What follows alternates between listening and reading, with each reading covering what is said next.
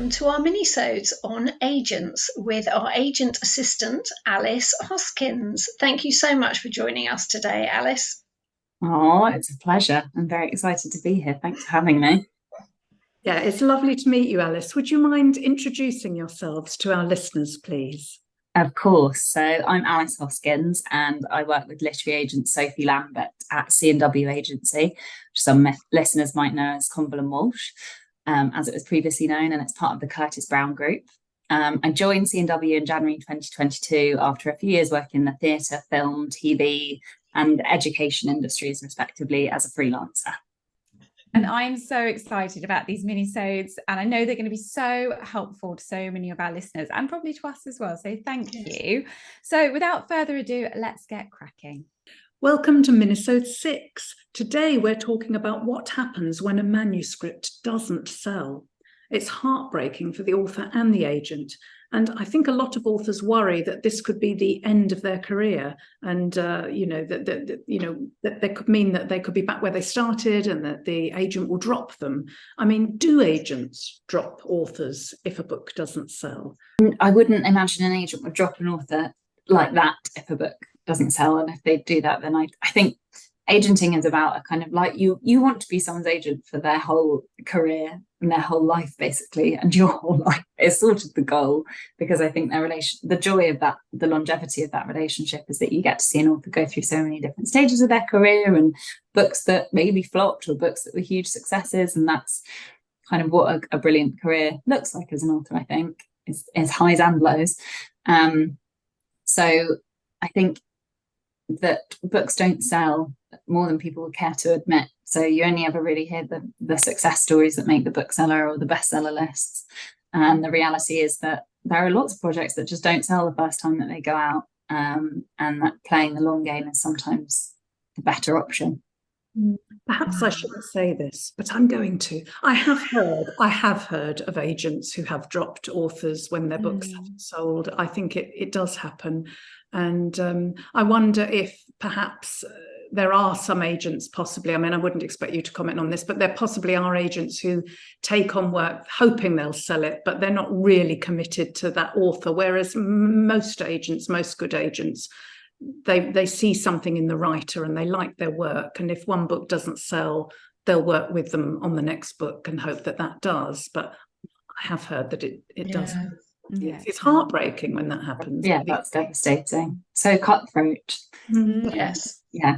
And I know when I kind of started out, I wasn't really aware of how many books didn't sell, as you say, Leslie. I think, your goal when you're trying to get published is to get an agent, and you think as soon as you get an agent, you're going to get a publishing deal. And you never really, or I certainly didn't, consider what would happen if that first book doesn't sell. I mean, I was lucky and it did, but I was surprised at the number that kind of go out and don't sell. So and that's another sort of elusive thing about publishing to talk about, which means that that communication needs to be really clear.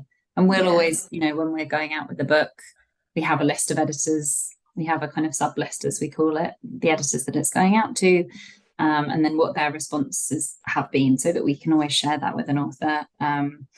But it can also just be such a long process. It's another agonizing thing, basically. And just because that manuscript didn't sell at that particular time, does that mean that that's it forever? Would the author ever kind of rewrite it and go on submission again to a different list of editors? Absolutely. I think that happens more often than is shared publicly. But I think, sometimes you can, shelve a project for a bit and go out with it to a completely new list of editors. But I think more often than not, what will happen is that multiple editors will come back with the same line of feedback.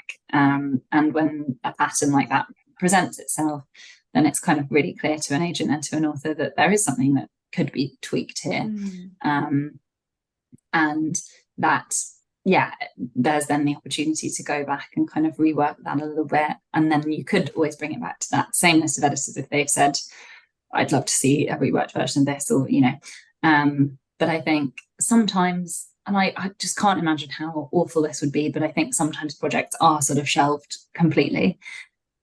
I I can't even conceive of being able to write a book. So the idea of writing a whole book and then being like, oh no, I'm actually just going to leave that alone forever is, I mean, yeah, couldn't handle it. But I think there are obviously, but again, that's up to the author as well, whether they want to keep kind of chipping away at that initial project or whether they just want to leave it, even if it's just in the cupboard and they'll reopen the cupboard and bring it out at a later date. But yeah, I suppose the process of writing it will always be so useful in informing different projects and can only have been a good thing. But yeah, it's a lot of work.